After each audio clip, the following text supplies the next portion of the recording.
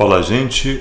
Bom, mais uma aula de filosofia e vamos falar hoje sobre duas linhas de pensamento, duas correntes de pensamento, duas teorias filosóficas denominadas racionalismo e empirismo. Claro que na aula de hoje eu não vou falar sobre essas duas correntes, essas duas teorias filosóficas, porque senão o vídeo fica muito longo. Mas vamos falar hoje sobre racionalismo e no decorrer das aulas, nas próximas aulas, eu vou falando sobre mais pensadores racionalistas e depois eu parto para a linha do empirismo e seus teóricos. Sobre racionalismo, eu quero fazer um preâmbulo aqui nesta aula perguntando o seguinte: você acredita em tudo o que aprendeu? O que você sabe é uma ideia gerada a partir de seu próprio intelecto, ou seja, de seu pensamento, de sua mente, ou o que você sabe é uma ideia gerada a partir de uma experiência, ou o que foi aprendido por alguém ou por uma sociedade? O que você sabe, ou o que você acha que sabe, então, é uma ideia gerada a partir de seu próprio intelecto, de uma experiência, ou foi uma coisa aprendida por alguém ou por uma sociedade e colocou isso em sua mente, como uma verdade? Você já se questionou sobre as coisas que você acha que sabe? Já teve dúvidas se o que sabe, de fato, é uma verdade inquestionável ou uma verdade relativa? Então, essas perguntas, elas são perguntas que são, digamos, fundamentais para o pensamento e para entender o pensamento do racionalismo, sobretudo de um filósofo chamado René Descartes. Vamos entender as concepções modernas de filosofia, visto que esse assunto é um assunto de filosofia moderna. O racionalismo, eu trouxe aqui 3 teóricos para falar sobre o racionalismo. Descartes, o Descartes, ou René Descartes, o Spinoza, Baruch Spinoza e também o Leibniz. Esses 3 filósofos são 3 filósofos principais desta teoria do racionalismo. E aqui, do lado direito, temos a linha de pensamento, a corrente, a teoria filosófica chamada empirismo, onde temos 3 filósofos principais, são os representantes desse empirismo: Locke, ou John Locke, o Berkeley e o Hume. Bom, o racionalismo é o que a gente vai tratar hoje, não sobre esses 3 filósofos. Vamos começar por René Descartes. E nas próximas aulas eu vou explanando o assunto com o Spinoza, Leibniz, depois vou passando para a linha do empirismo com Locke, Berkeley e Hume, para o vídeo não ficar muito longo. Comecemos então a aula de hoje sobre racionalismo em René Descartes. Vamos falar do racionalismo cartesiano. Cartesiano porque é o racionalismo de René Descartes, que nasceu na França e viveu entre os anos de 1596 e 1650. Ele introduz aí um novo modo de pensar a filosofia.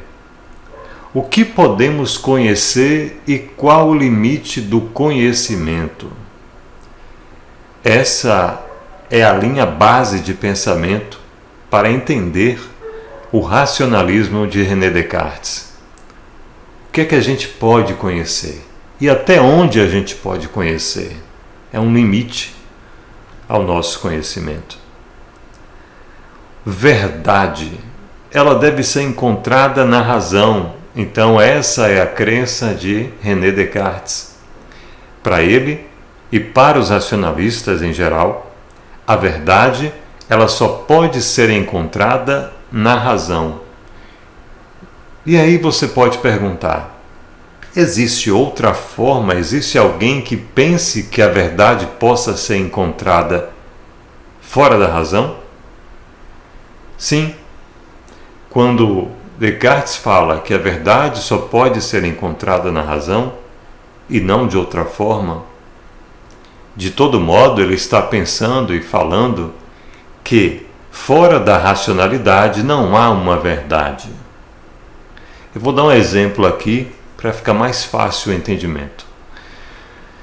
Quando, por exemplo, na Idade Média, falando agora não de filosofia moderna, né, mas filosofia medieval, quando na Idade Média nós temos, por exemplo, a Igreja e o movimento escolástico, né, a escolástica, quando temos a escolástica, como temos também a patrística na filosofia medieval, na Idade Média, quando temos essas duas linhas de pensamento da Igreja, a patrística e a escolástica, quando temos essas duas linhas de pensamento dizendo que a verdade pode vir de Deus, essa verdade é considerada racional?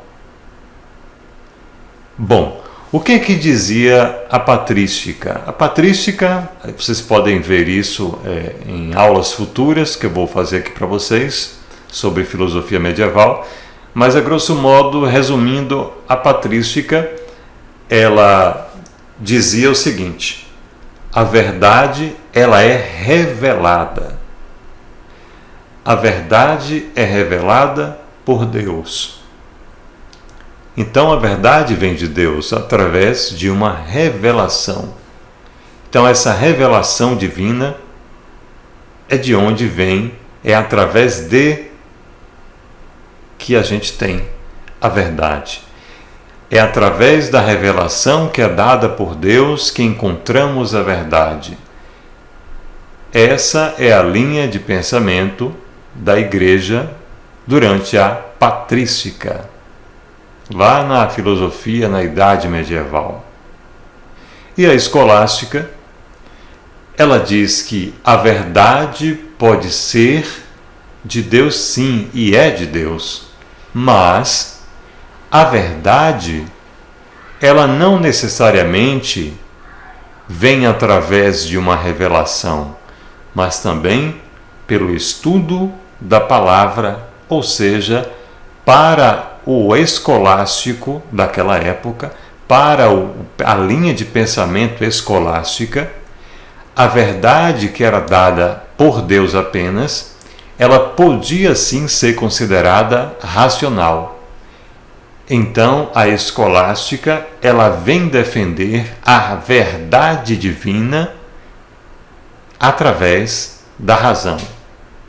Então, se para você é impossível dizer que a verdade vem de Deus porque para você a verdade divina não é racional, a escolástica vem resolver essa problemática quando ela diz que a verdade sim é divina e ela também pode ser racional. Então, enquanto a patrística diz que a verdade ela é revelada, né, é uma revelação de Deus para alguns, para o movimento da escolástica, a verdade ela pode ser racionalizada. Então é aí na escolástica, lá na Idade Média, que existem e começam a existir os estudos da palavra de Deus. Escolástica é um termo aí que deriva de escola, estudo, é estudar a palavra de Deus. Se formos fazer uma analogia aos nossos tempos, né, a escolástica é como se fosse hoje o estudo teológico. Bom, então por que eu disse isso tudo e voltei lá para a filosofia medieval? Para vocês entenderem o que Descartes quer dizer com isso. A verdade só deve ser encontrada na razão. Para Descartes não pode existir verdade fora dela, da razão. Deu para entender agora? Pois bem, Sigamos. A teoria de Descartes é uma teoria chamada a dúvida metódica ou dúvida hiperbólica. Por que dúvida hiperbólica? É a figura de linguagem lá do português, né? Hipérbole é quando você tem um exagero, quando você tem uma demasia de conceito. Então, algo hiperbólico é algo que é excessivo. Essa é a teoria principal de René Descartes. A dúvida metódica ou hiperbólica. Hiperbólica porque é o ato de você colocar tudo em dúvida, e é metódica porque é seguir um método, que a gente vai ver logo mais. E qual o objetivo de Descartes com essa teoria da dúvida hiperbólica ou metódica? Chegar a um conhecimento seguro, como, por exemplo, na ciência exata da matemática. É seguro eu dizer que 2 mais 2 é igual a 4? Sim. É seguro. Mas é seguro eu dizer que algo é verdadeiro se houver a possibilidade de uma subjetividade nisso que eu digo ser verdadeiro? Então, o que Descartes quer é chegar a um conhecimento indubitável, ou um conhecimento que não pode ser colocado em dúvida. Quando eu digo que 2 mais 2 é igual a 4, não há dúvidas disso. Mas se eu disser, por exemplo, está chovendo lá fora, eu estou agora no meu escritório dando essa aula e lá fora está chovendo, porém eu não vejo, né, se está chovendo ou não, porque eu estou aqui dentro do escritório com a porta fechada e não tem janela aqui no meu escritório. Alguém vem de lá de fora e diz: está chovendo lá fora. Bom, se eu não ouvir o barulho da chuva, o que é que eu vou fazer? Eu vou colocar essa afirmação de quem me diz que chove lá fora em dúvida. Então, é um conhecimento que eu obtive dubitável, porque ele pode ser colocado em dúvida. Então, René Descartes quer chegar a um conhecimento indubitável, um conhecimento seguro, que jamais poderá ser colocado em dúvida. E a gente continua falando da dúvida metódica.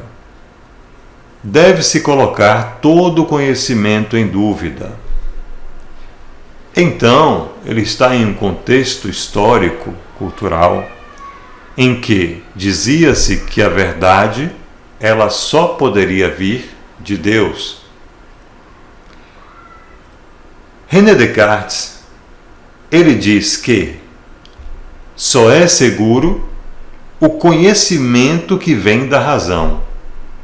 Fora da razão, tudo pode ser colocado em dúvida. Então, vamos colocar sobre a mesa tudo o que a gente aprendeu, todo o nosso conhecimento, e observarmos qual desses conhecimentos adquiridos por nós pode ser colocado em dúvida para descartá-los, e quais aqueles que não precisam, não podem, não devem ser colocados em dúvida. Esses serão os conhecimentos seguros que nos trazem a verdade. O conhecimento da escolástica, né, que eu falei agora há pouco, lá na Idade Média, da Igreja, o conhecimento da escolástica não era seguro, pois era validado pelos sentidos ou por filósofos. O que é que ele quer dizer com isso? Se eu digo que determinado líquido por exemplo, vou tomar um exemplo mais fácil. Se eu disser que o Sol é do tamanho que eu vejo através de um raio-x, muitos de vocês já devem ter feito essa experiência. Quem não fez, eu convido a fazer.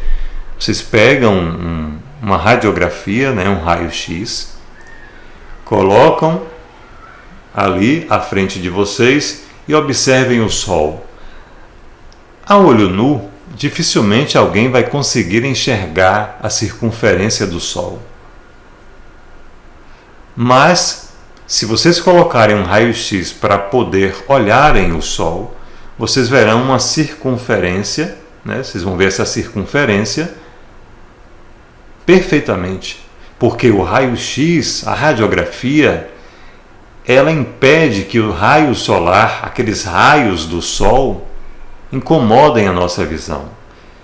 Então a gente coloca o raio-x ali, né, em nossa frente para poder vermos o Sol. Veremos que o Sol aparentemente é circular pela radiografia. E veremos um pequeno círculo diante de nossa visão. Mas aí fica a pergunta: o Sol é do tamanho que nós podemos ver aqui nesta radiografia? O Sol é do tamanho que nós vemos? Claro que não. O Sol é imenso. Só que a visão que temos dele não é verdadeira. Essa visão, através do raio-x, não é verdadeira, pois o Sol não é do tamanho que conseguimos ver aqui, onde estamos agora. Então, o nosso sentido da visão, ele nos engana, porque o Sol não é do tamanho que a gente vê em um raio-x. Entendem? Então, é isso que ele diz aqui, o René Descartes. O conhecimento dado pelos sentidos não é verdadeiro, pois os sentidos, ou seja, a visão, o olfato, a audição, o tato, os nossos sentidos podem nos enganar. E o conhecimento dado pelos filósofos ali naquela época, né, na Idade Moderna, também poderia ser um conhecimento equivocado, não verdadeiro. Deve-se desconsiderar falso tudo que nos enganou ao menos uma vez. Deve-se desconsiderar falso. Aqui, na verdade, é um erro de digitação. Devemos considerar falso. Aqui é considerar. Perdoem aí o erro. Deve-se considerar falso tudo que nos enganou ao menos uma vez. Pois bem, tudo aquilo que ao menos uma vez na vida da gente já nos enganou, a gente pode considerar como um conhecimento falso, ou seja, não verdadeiro. Então, se algo te enganou ao menos uma vez na sua vida, você não pode encarar isso como um conhecimento verdadeiro. Exemplo. Vou dar um exemplo aqui. Se eu olho para o Sol através de um raio-x, de uma radiografia, e vejo que o Sol tem um determinado formato circular, ele tem um determinado tamanho aqui através dessa radiografia, desse raio-x, e eu sei que o Sol não é desse tamanho, tão pequeno como eu vejo aqui, eu já sei que a minha visão não me dá um conhecimento verdadeiro das coisas. Outro exemplo, se você está em uma praia, na areia, e olha para o mar, e lá na água tem alguém bem distante, lá no fundo do mar, você pode não enxergar bem esta pessoa e confundi-la com alguém que você conhece, por exemplo, um parente seu. Então você pode estar na areia, né, ali da praia, você foi à praia com um parente, por exemplo, um irmão. Esse irmão foi para a água tomar o banho e aí ele se distanciou e, claro, no meio lá do mar, entre ele, né, o seu irmão, tem várias pessoas. Só que aí ele está tão distante e tem outras pessoas junto com ele lá na água, e ele está tão distante que sua visão não consegue enxergar perfeitamente qual daquelas pessoas lá no fundo do mar é o seu irmão. Por quê? Porque pode ter pessoas ali junto com ele que têm as mesmas características físicas. E aí a gente pode se confundir. A mesma coisa acontece na rua, no nosso dia a dia. Muitas vezes, quantas vezes já não nos enganamos ao ver alguém de costas na rua andando ou parado? A pessoa está ali parada ou andando e a gente chama a pessoa pensando que é alguém que a gente conhece, porque as características físicas dessa pessoa se assemelham, se parecem com alguém que a gente conhece. Então, a nossa visão já nos enganou.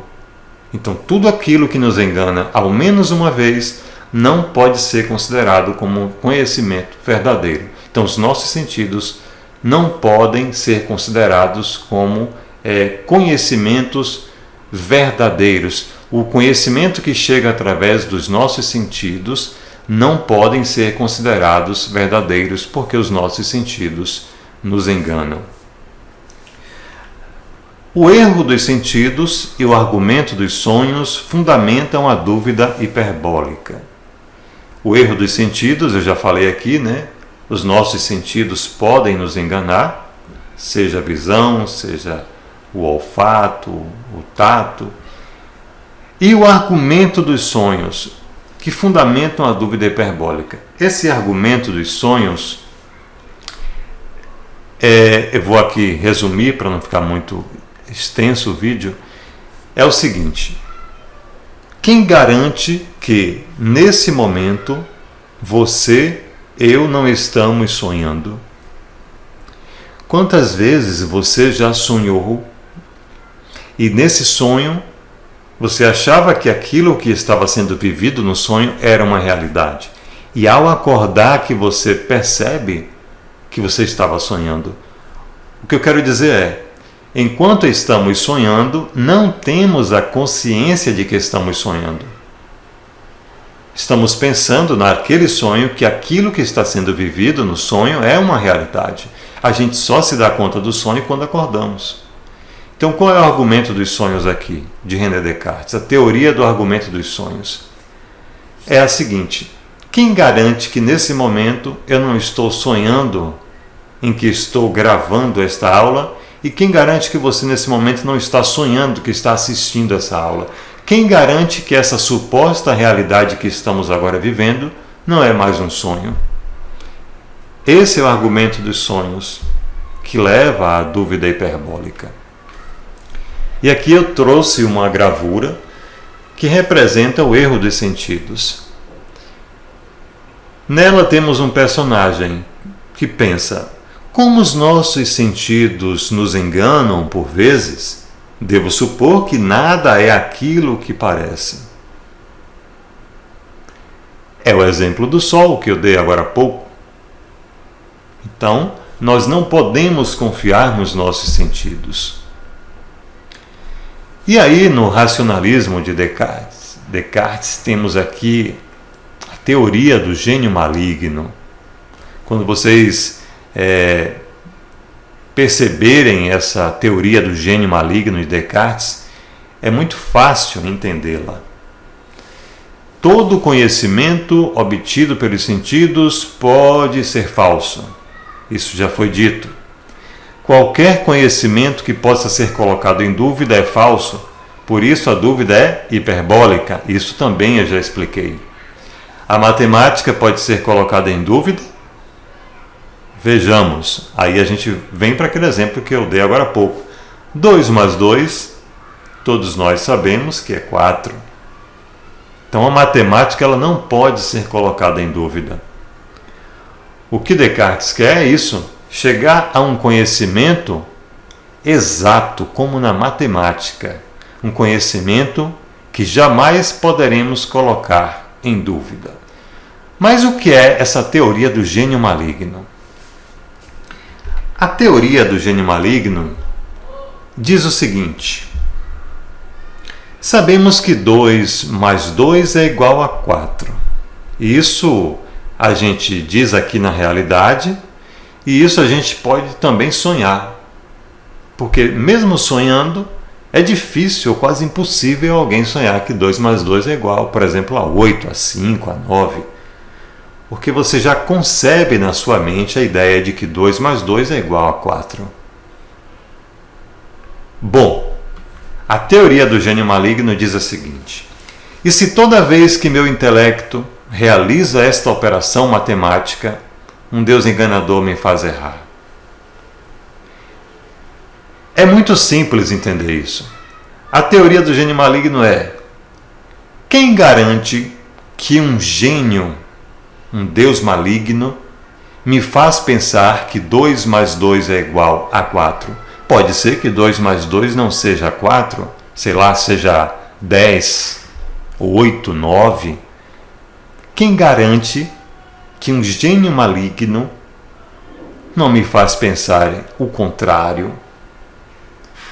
Então, essa ideia de que 2 mais 2 é igual a 4 pode ser colocada em mim através de um gênio maligno que me faz errar. Pode ser que 2 mais 2 é igual a 10. E aí eu fico errando em dizer que 2 mais 2 é igual a 4. Então, quem me garante que tudo o que eu acho que é verdadeiro não seja uma mentira de um gênio maligno? Então, essa é a teoria do gênio maligno de René Descartes. Quem me garante que tudo que eu acredito saber não seja falso? Quem me garante que toda a realidade não seja uma ilusão colocada em minha mente por um gênio maligno? Eu trouxe aqui uma gravura que diz assim: mas o meu livro preferido era uma história em quadrinhos chamada O Materialismo Dialético. Descartes e Marx estavam lá. O mundo material não existe. É apenas um reflexo da nossa imaginação. Aqui Descartes está falando que esse mundo que a gente conhece pode ser uma falsidade, pode ser uma imaginação, pode ser que a gente está sonhando que estamos vivos aqui agora, nessa realidade. Aí Marx aqui diz: vai nessa. Quer dizer que você vê esta pedra na minha mão, mas ela não existe, pois esta há apenas na sua imaginação? Quer dizer que essa pedra não existe? E Descartes aqui na figurinha fala: isso mesmo. E aí Marx joga a pedra na cabeça dele e diz: ha, ha, ha, ha, e ri, né? E Descartes fala: ai, o que você está fazendo, Karl Marx? Você quebrou a minha cabeça. Essa figurinha é só para ilustrar a teoria do gênio maligno, onde nesse segundo quadro já diz tudo sobre essa teoria.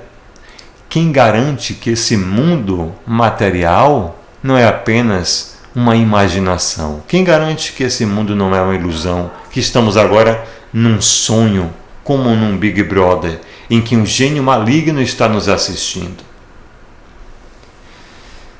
Bom, se não podemos confiar na tradição e na escola, se não podemos confiar nos nossos sentidos e nem na matemática, como chegar a um conhecimento indubitável, ou seja, aquele que a gente não pode colocar em dúvida jamais?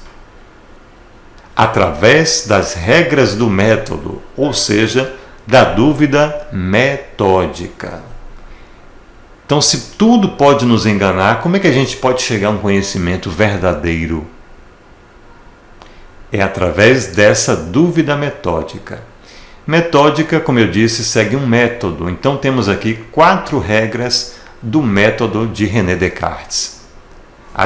Quando vocês ouvirem falar nas regras do método, temos aqui 4 regrinhas. Primeira regra: clareza e distinção. Essa é a primeira regra. Clareza e distinção é a evidência, princípio da evidência. Todo conhecimento que apresente confusão, falta de clareza e possa ser questionável, pode ser falso. Se eu disser, ou melhor, se alguém chegar agora no meu escritório e disser: está chovendo lá fora, isso pode ser questionado? Sim, porque pode ser que não esteja chovendo. Então não há uma clareza na informação que me deram. Pode ser questionado. Se eu disser, você que está assistindo essa aula agora, fique sabendo, eu estou de paletó e gravata nesse momento gravando essa aula. Você aí que está assistindo essa aula pode dizer o seguinte: quem me garante que ele está gravando essa aula de paletó e gravata? Pode ser que ele esteja de bermuda e camiseta. Então, isso que eu disse de estar de paletó e gravata gravando essa aula pode ser questionado? Sim. Então, não há uma clareza, não há uma evidência na informação que eu dei. Então, é a primeira regra, é a regra da evidência. Todo conhecimento que apresente confusão, falta de clareza e que possa ser questionado pode ser falso. Outro exemplo, para ilustrar ainda mais essa primeira regra, eu afirmo o seguinte: a água é fria, toda água é fria. Isso é um conhecimento claro, distinto, inquestionável? Não, porque a água pode ser quente. Segunda regra, análise. Analisar é dividir uma ideia ou problema em partes menores. De novo, analisar é dividir uma ideia ou problema em partes menores. O que parecia complexo e grandioso torna-se simples de ser analisado. Essa segunda regra diz que quando você tem um problema, você tem que analisar dividindo esse problema em partes cada vez menores. Se você tem um problema, você vai pegar esse problema, vai dividi-lo em várias partes até chegar na parte menor. Isso nos leva à terceira regra. A terceira regra é ordem, ordenação. Resolver as mais simples para depois as mais complicadas. Você vai pegar esse problema que você dividiu aqui na segunda regra e vai começar a resolvê-lo das partes mais complexas desse problema. Quais são as partes mais difíceis de se resolver do problema? Comece por essas partes. Comece a resolver os problemas das partes mais difíceis. Vou dar um exemplo aqui. Deixa eu procurar um exemplo aqui para dar.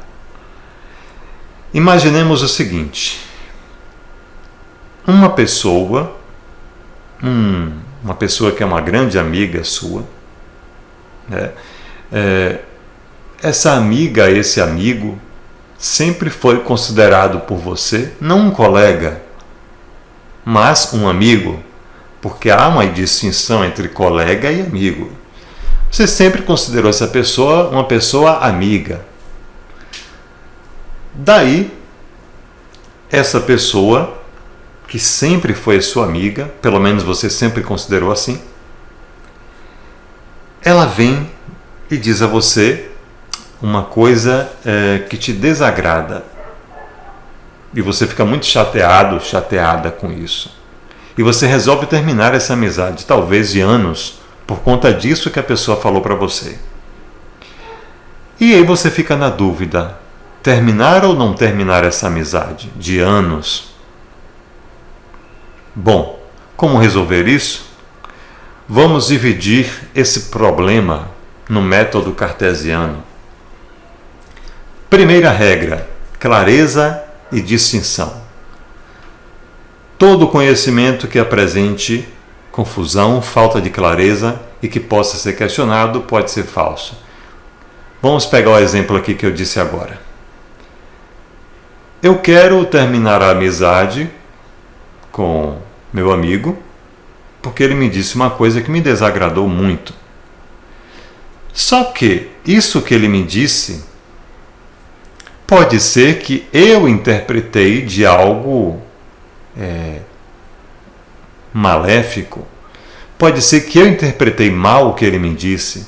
Pode ser que o que ele me disse não tenha sido de má fé, não tenha tido uma intenção de me desagradar, de me ofender. Pode ser que eu que me ofendo com tudo. Bom, então há um questionamento aí. Será que o que o meu amigo disse, ele disse para me ofender ou eu que me ofendo com tudo? Então, pode ser questionado isso? Pode.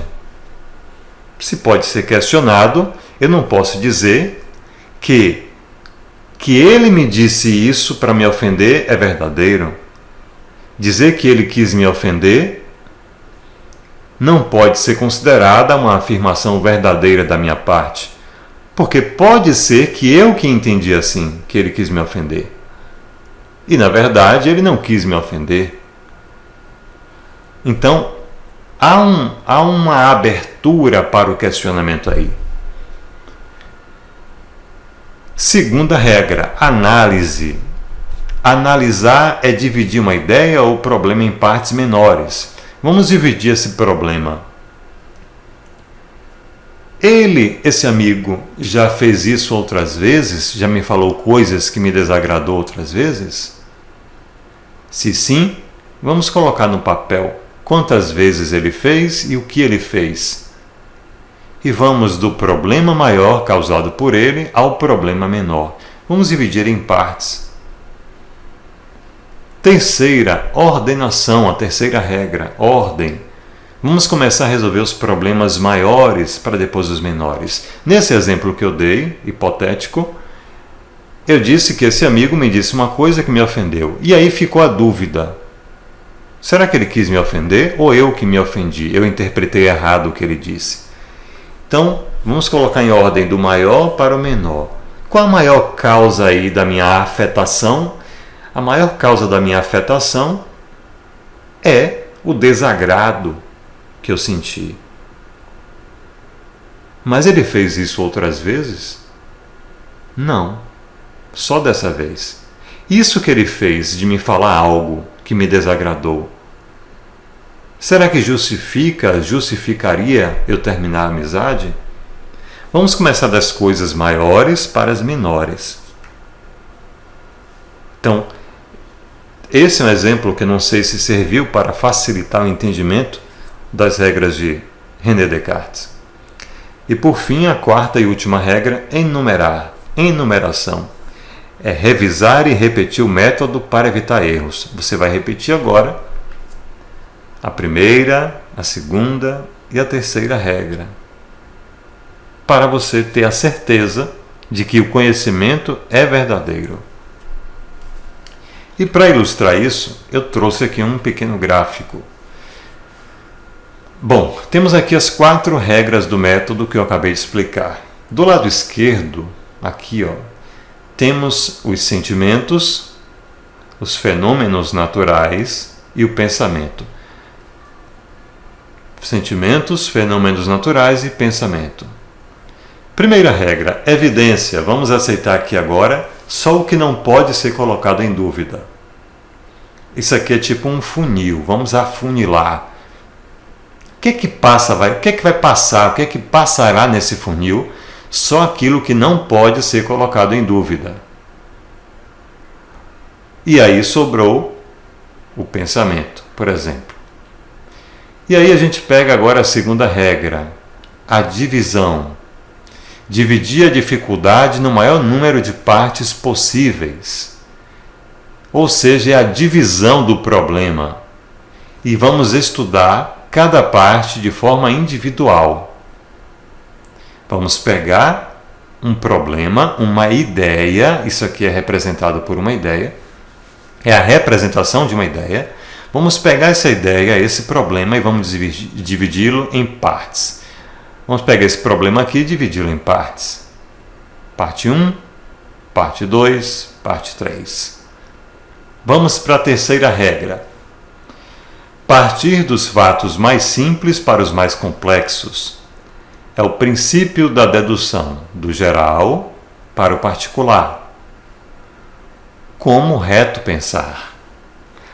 Eu vou pegar essas partes que eu dividi aqui na segunda regra e vou começar a resolver, certo? Dos fatos mais simples para os mais complexos. E aí a gente pega isso no conhecimento científico, como pegar um conhecimento do geral para o particular. E agora eu vou para a quarta regra, que é revisar, enumerar todo esse processo aqui. Eu vou revisar todo o processo, a revisão de todo esse processo, uma visão do todo que vai me garantir que eu não deixei nada de lado. Primeiro, é evidente o conhecimento? Ele pode ser colocado em dúvida? Não. Ótimo, vamos para a segunda regra. Ele pode ser dividido? Esse conhecimento a gente pode dividir em partes para estudá-lo? Sim. Terceira regra. Vamos partir do mais simples ao complexo? Sim. A revisão não deixou nada passar? Sim. Então a gente chega aí a uma análise do conhecimento que pode ser verdadeiro ou não através dessas regras de René Descartes. E aí vem aquela pergunta: a dúvida de Descartes é cética? Essa pergunta nos leva a um embate entre a dúvida cética e a dúvida cartesiana. Por que essa pergunta? Porque tem muita gente que diz assim: bom, se René Descartes colocou tudo em dúvida, então ele era um cético, não acreditava em nada. Mas veja, existem duas dúvidas aqui, dois tipos de dúvidas: a dúvida cética e a dúvida cartesiana. A dúvida cética é uma dúvida do conhecimento dogmático, mas não propõe outro conhecimento para não cair também no dogmatismo. É a suspensão do juízo. Eu vou dar um exemplo aqui de uma dúvida cética. Quando ele diz aqui dúvida do conhecimento dogmático, é um dogma, você cair no dogma. É você, por exemplo, na dúvida cética, quando você diz, alguém diz, por exemplo, Deus não existe. Eu sou cético, digamos assim, uma pessoa chega para você e diz assim: eu sou cético, eu não acredito em Deus. Deus não existe. Só que quem garante a você que ele existe ou que ele não existe? Então, essa é uma dúvida cética. E a dúvida cartesiana é a dúvida do conhecimento empírico e dogmático através de um método para se chegar a um conhecimento que é indubitável.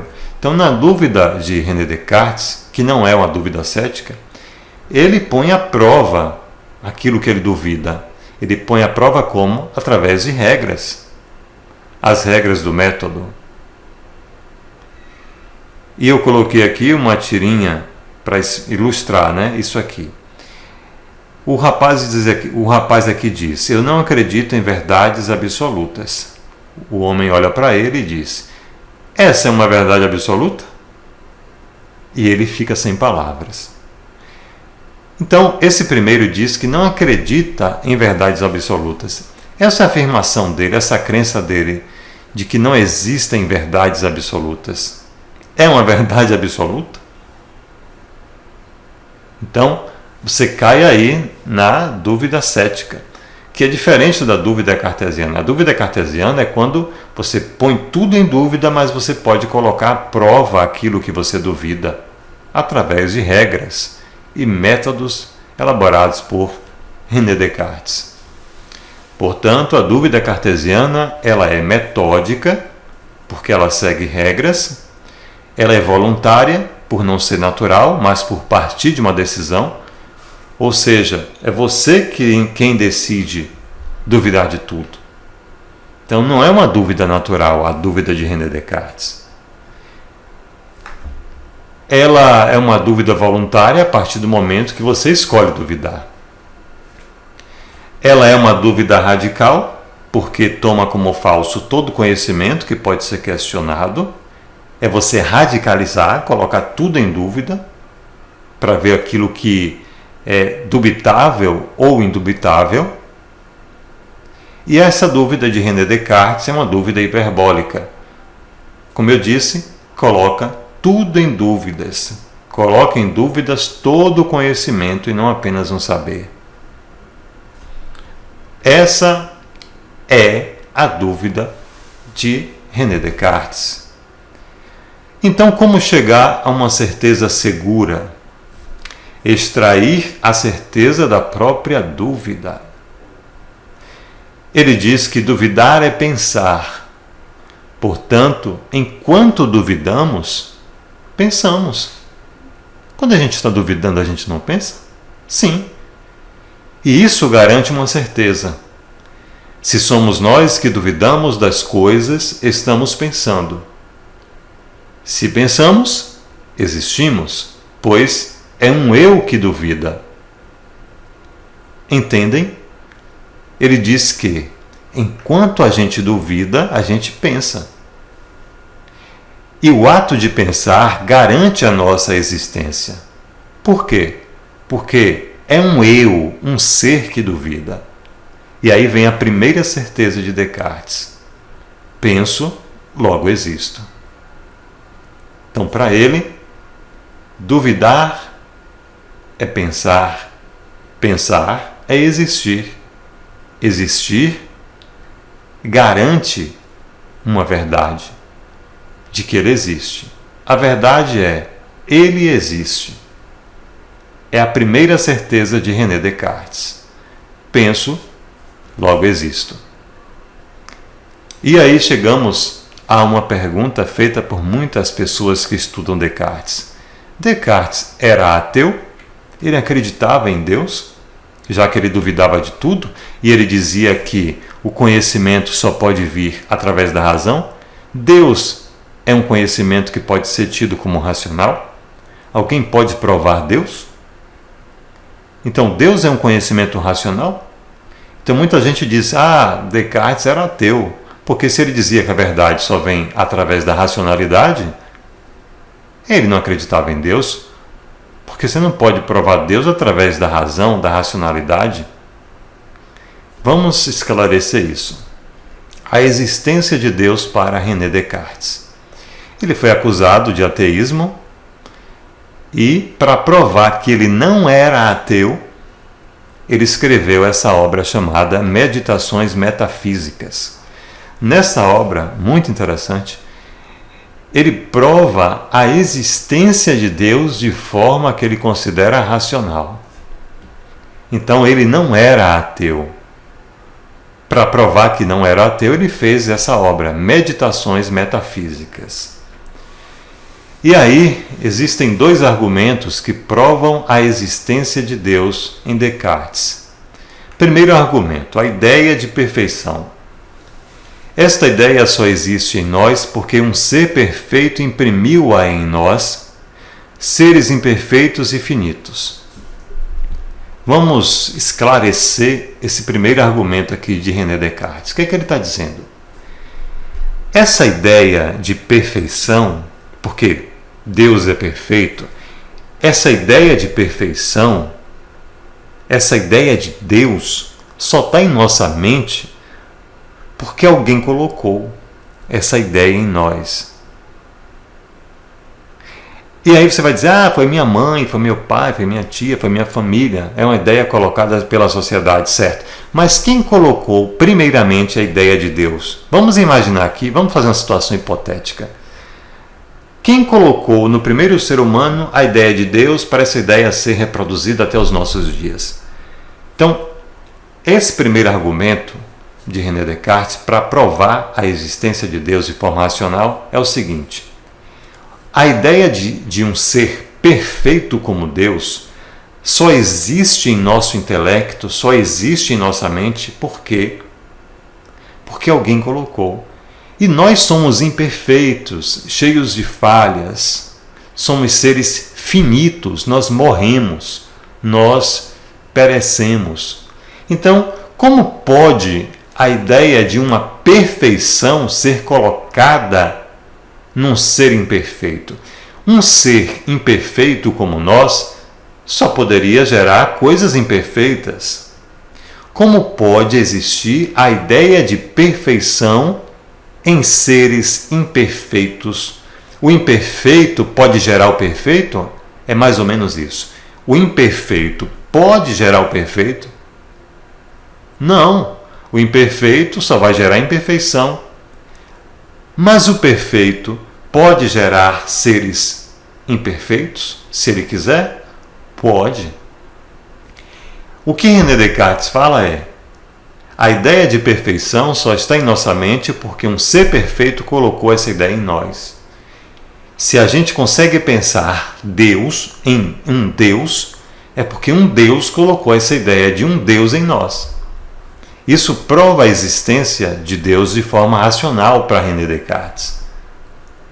Isso prova para ele a existência de Deus. A ideia de perfeição, a ideia de Deus, só existe em nós porque um Deus, um ser perfeito, colocou essa ideia em nós para sabermos de sua existência. E o segundo argumento de Descartes é o argumento ontológico. Entendemos o que é um ser perfeito, mesmo que não acreditemos em sua existência. Como um ser perfeito não tem fim, logo Deus é perfeito e existe necessariamente. Esse argumento ontológico é para dizer o seguinte: mesmo que você não acredite em um ser perfeito, você sabe o que significa perfeição. Algo dotado de total qualidade. Algo que não tem erro, algo que não tem nenhum tipo de erro, algo sem erros, algo indefectível, algo que não tem abertura para uma imperfeição.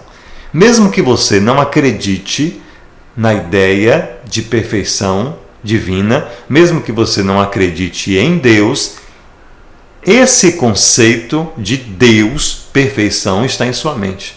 Você recusa acreditar, mas se você sabe o que é perfeição, você sabe definir o que é perfeição, como é que você pode definir perfeição se algum ser perfeito não colocasse em sua mente essa ideia de perfeição? É isso que René Descartes está falando. É o argumento ontológico. Então, dois argumentos que provam a existência de Deus para René Descartes. Existem outros argumentos dele nessa obra, Meditações Metafísicas, e vocês podem ver lá, dar uma lida nesse livro. Essas teorias descartam a ideia do gênio maligno, visto que Deus é bom e veraz, ou seja, que diz a verdade. Então, aquele argumento, aquela teoria do gênio maligno, aquela teoria, ela aí agora cai por terra, ela se desfaz, né? Quando a gente diz, pode ser que um gênio maligno, um Deus enganador colocou em nós uma ilusão de que tudo que a gente está vivendo aqui é uma realidade, pode ser que tudo que a gente está vivendo é um sonho. Então essa teoria ela é descartada quando a gente começa a pensar nesses dois argumentos, a ideia de perfeição e o argumento ontológico. Ok? Vamos falar agora do dualismo cartesiano. A realidade para Descartes é dividida em duas substâncias, res cogitans, que é o pensamento, e res extensa, que é a extensão. René Descartes divide a realidade em duas partes, corpo e mente. Extensão é o corpo, mente é o pensamento. Sem extensão, como pode a alma agir sobre o corpo? Como pode haver esta comunicação entre alma e corpo? Então, René Descartes, dividindo a realidade em duas partes, corpo e mente, como é que pode haver uma ligação entre a mente e o corpo? Como pode haver essa ligação? Ele diz que é através de uma parte do nosso cérebro chamada glândula pineal. A glândula pineal é a ligação, é a comunicação entre a alma e o corpo. E isso depois, essa teoria é descartada pela ciência tempos mais tarde, porque viu-se na ciência que a glândula pineal não é, de fato, como René Descartes acreditava. E aqui nós finalizamos esta aula sobre o racionalismo de René Descartes. Eu espero que não tenha ficado dúvidas. Mais detalhes vocês podem ler nas obras específicas de Descartes. Uma delas é essa, Meditações Metafísicas, que provam a existência de Deus através da racionalidade, e a outra é o Discurso do Método, em que ele fala sobre as regras do método e a dúvida hiperbólica. Obrigado, um grande abraço e bons estudos.